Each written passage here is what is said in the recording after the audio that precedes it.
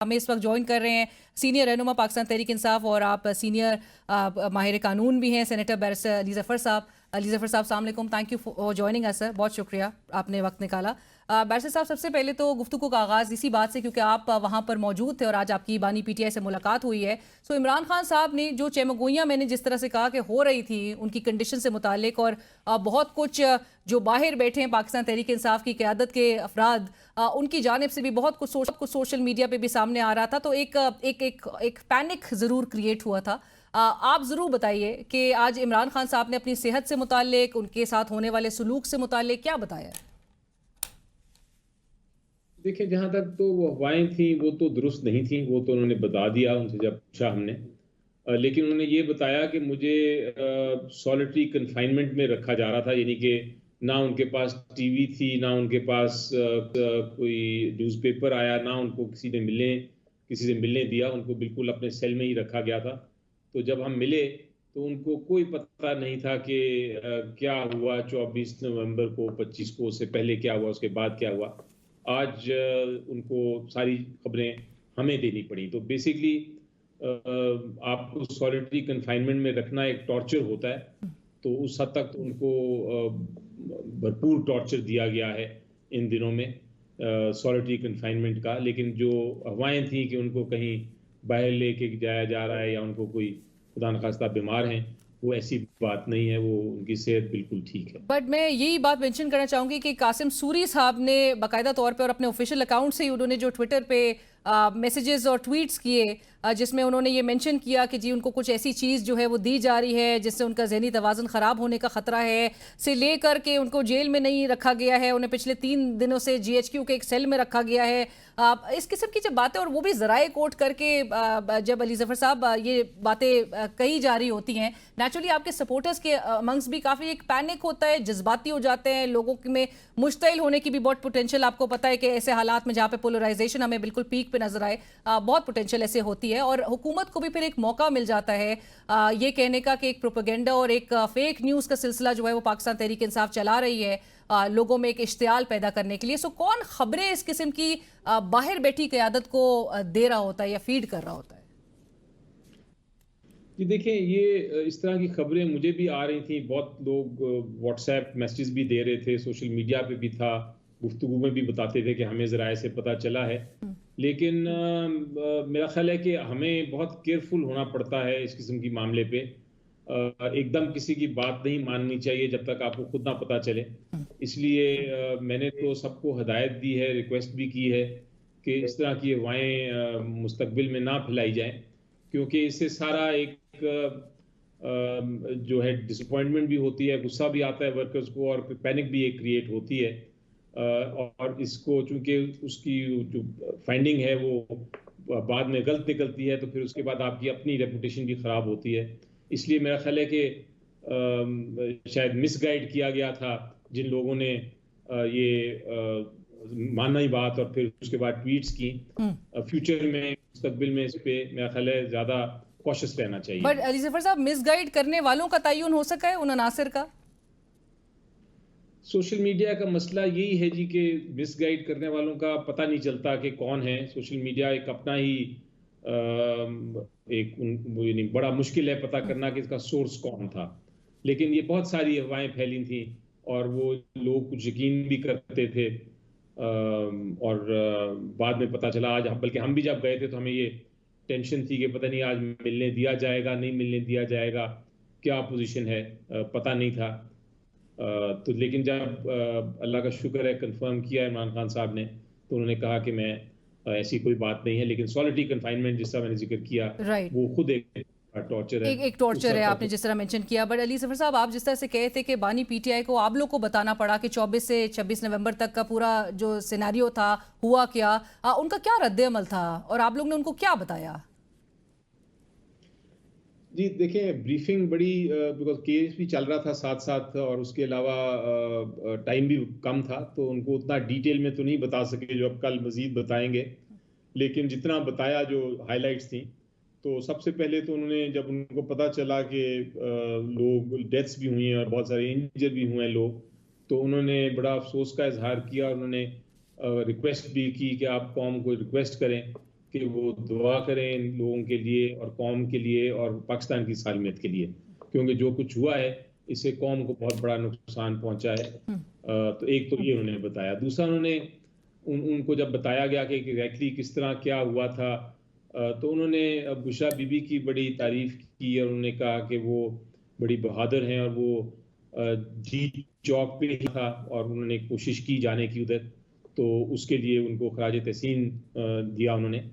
और उन्होंने ये भी कहा कि उन्होंने अच्छा किया कि कहीं और जाके पीटीआई ने नहीं ये एहतजाज किया, क्योंकि किसी और जगह जो हुकूमत कह रही थी कहीं और चले जाएं आप, वो एक ट्रैप था और वो ट्रैप में पीटीआई ने ये एक दुरुस्त इकदाम उठाया कि उन्होंने ट्रैप में नहीं पड़े सो अली जफर और साहब, सॉरी फॉर इंटरप्शन, बट आपने जिस तरह से कहा कि इमरान खान साहब ने ये बात की कि ये दुरुस्त फैसला था डी चौक जाने का, that means he never instructed, he never directed the party to opt for Sangjani का जो मकाम था, जिसकी गवर्नमेंट की ऑफर की बात गौहर खान साहब या बैरिस्टर मोहम्मद अली सैफ साहब कर रहे थे। सो इमरान खान साहब नेवर इंस्ट्रक्टेड, कोई उन्होंने ऐसी हिदायत नहीं दी थी। जी, इमरान खान साहब ने कहा है कि वो ट्रैप था, अगर आप उधर जाते तो वो ट्रैप हो जाना था और वो उनके मुताबिक ये एक दुरुस्त फैसला था। तो यही बात सामने नजर आई थी। अब नहीं, उनकी क्या बात हुई थी? लेकिन क्या उन्होंने ये बात कही थी पहले बैरिस्टर गौर साहब को कि आप ऑप्ट कर लें? जी, वो तो मैं चूंकि उस बात गुफ्तगू में शामिल नहीं था, आज तो उन्होंने ये नहीं बताया। उन्होंने तो कहा कि मेरा तो ये कोई इरादा नहीं था, मुझे पता था कि ये ट्रैप है। उस दिन क्या बात हुई थी वो मुझे नहीं पता। राइट। लेकिन आज की बात मैं आपको बता रहा हूँ जो उन्होंने बताई। कि उन्होंने कहा कि डी लेकिन एक चौक का फैसला दुरुस्त था। अहम बात बताई जिस पे मेरा ख्याल है हमें गौर करना चाहिए। जी। और उन्होंने ये कहा कि ये पूरी दुनिया में एहतजाज का एक तरीक़ेकार होता है और पूरी दुनिया में जो एहतजाज होता है, अगर आप वाशिंगटन का एग्जांपल लें तो वहाँ वाइट हाउस के सामने एहतजाज किया जाता है। लंदन का एग्जांपल लें तो वो डाउनिंग स्ट्रीट जहाँ उनका प्राइम मिनिस्टर का घर है और ऑफिस है उसके सामने किया जाता है। तो मखसूस जगह पे एहतजाज इसलिए किया जाता है कि वो एक रिकॉर्ड हो एहतजाज, और वहाँ एक ज़्यादा इफेक्टिव एहतजाज होता है। बहुत सारी पॉलिटिकल पार्टीज ने सुप्रीम कोर्ट के सामने पहले एहतजाज किए थे। जब जस्टिस उमर बंदयाल साहब की अदालतें लगती थी तो उसके सामने करते थे। इलेक्शन कमीशन ऑफ पाकिस्तान के सामने किए लोगों ने, ताकि वो रिकॉर्ड हो एहतजाज जो रेलेवेंट जगह रजिस्टर है। तो करवा इसलिए सके, डी बिल्कुल। चौक के मकसद ये है।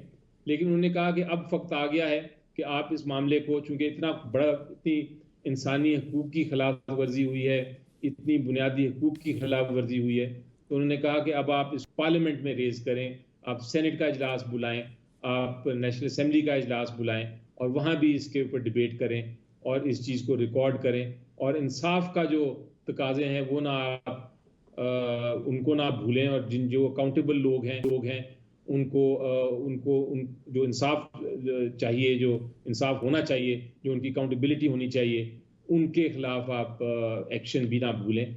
और उसके साथ साथ लीगल केसेस का भी उन्होंने बताया कि आप लीगल केसेस भी करते रहें। और एहतजाज की कॉल का जब पूछा उनसे कि वो क्या, उसका क्या है, तो उन्होंने कहा उसकी स्ट्रेटजी मैं बताऊंगा।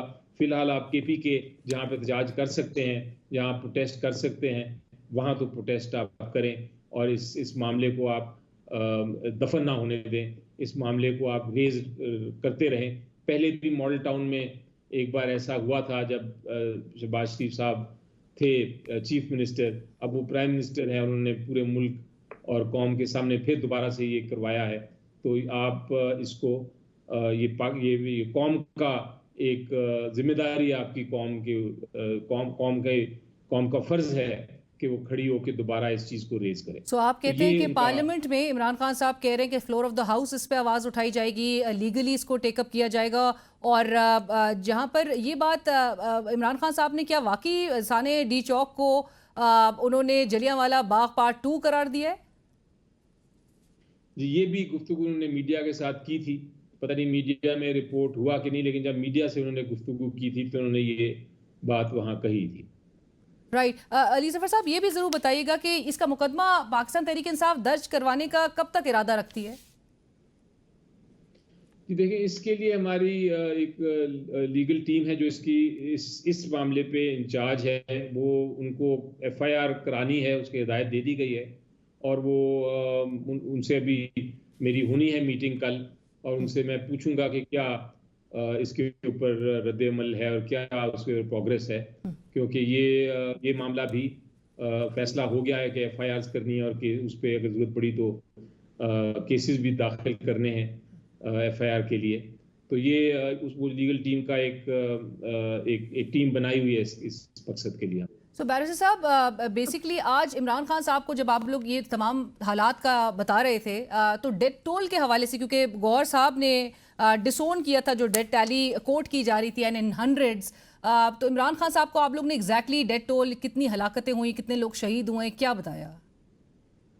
जो फिगर कोट किया था बेस्ट गौहर साहब ने, वही बताया गया 13 डेथ्स का, क्योंकि रिकॉर्ड पे वही है। तो खान साहब ने पूछा कि मिसिंग पर्सन्स भी मौजूद हैं और इंजर्ड कितने हैं, तो उसकी डिटेल्स अभी मिसिंग पर्सन्स का तो पता नहीं, कुछ लोग शायद छुपे हुए हैं, कुछ शायद वैसे मिसिंग हों, उसकी डिटेल्स नहीं पता, लेकिन जो कंफर्म्ड है वो तो यही है जो बेस्ट साहब ने बताया। बट बैरिस्टर साहब, ये भी ज़रूर बताइएगा, क्योंकि गुज़िश्ता कुछ दिनों में जो आपकी लीडरशिप के बयानात इस वक्त, और आज तो लतीफ़ खोसा साहब खैर अभी भी वो अपने स्टांस पे, अपने मौक़िफ़ पे कायम है कि अराउंड कोई 278 के करीब जो है वो हलाकतें हुई हैं, लोग शहीद हुए हैं। आपने अभी थोड़ी देर पहले गुफ्तगू में ये बात की कि हमें केयरफुल होना चाहिए, एकदम से कोई चीज़ नहीं मान लेनी चाहिए। सो कितना मोहतात हो के इस मामले को भी आगे लेकर चलने की ज़रूरत है कि तमाम हकाइक, जहाँ पर ये एक तासुर आता है कि पाकिस्तान तहरीक इंसाफ की कानूनी टीम इस बात पर जोर दे रही है कि हमें तमाम हकाइक को जान के ही फिर इस मामले को आगे लीगली लेके चलने की ज़रूरत है। जी देखें, मेरी नज़र में ये एक बड़ा सेंसिटिव मामला है, और इसमें कोई एक तरह से आपको बड़ा केयरफुल, जैसा मैंने कहा, रहना पड़ता है। आपके पास हकायक अगर हैं और आपके पास एविडेंस है कि इतनी डेथ्स हैं, तो फिर आप उतना ही बात करें। मज़ीद अगर आपने गुफ्तगू करनी है, स्पेशली इस किस्म के मामले पे, तो आपके हकायक के बगैर गुफ्तगू नहीं करनी चाहिए मेरी नज़र में। तो जो आज बात की है चेयरमैन पीटीआई ने, बेस्ट गौहर साहब ने, वो मेरा ख्याल है एक रिस्पॉन्सिबल, जिम्मेदार बयान दिया है उन्होंने, और हमें कोई गुंजाइश नहीं है कि हम उससे डिफर करें। यही मौक़िफ़ होगा पार्टी का। बैरिस्टर साहब, आपकी इजाज़त से मुझे एक ब्रेक शामिल करनी है। नाज़रीन, कहीं मत जाइएगा, गुफ्तगू को आगे बढ़ाएंगे एक ब्रेक के बाद।